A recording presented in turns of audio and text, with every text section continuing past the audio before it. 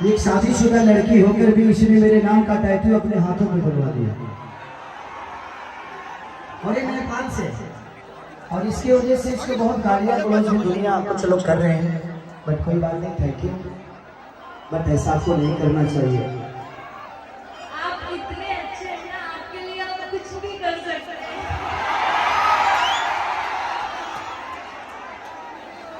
तो इससे पहले आप जो नेपाल आए थे बहुत बुरा लगा था जो हुआ, और अभी देखिए कितना प्यार करने वाले हैं आपको, और आपके जैसा कोई नहीं है मेरे नजर में।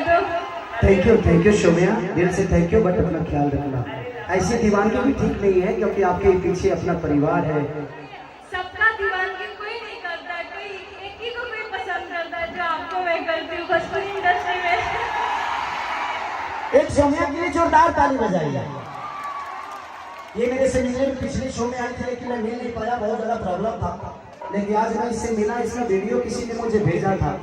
ये रो रो के अपना टैटू बनवा रही थी, लेकिन बट कोई थैंक यू सो मच शोमिया, दिल से थैंक यू। कि जहाँ जाए बूता जा, ए सनम, देखे जिंदगी भाखा तेरे जखम, जनी सोचा हमारा बारे में, तो हर खातिर हमारा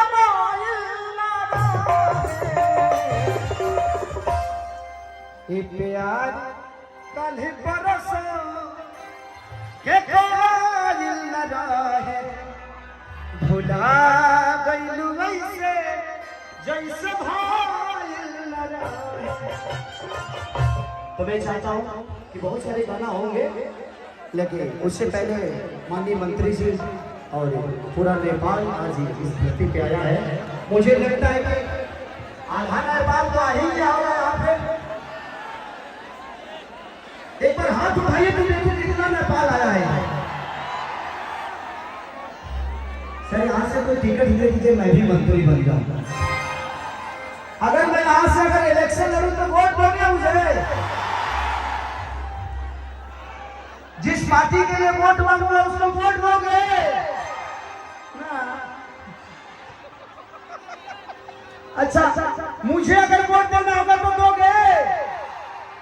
बाप रे बाप, जब मैं आऊंगा तो बांस फिर तोड़ोगे? अगले बार घर तोड़ना, बांस मत तोड़ना यार। Thank you so much.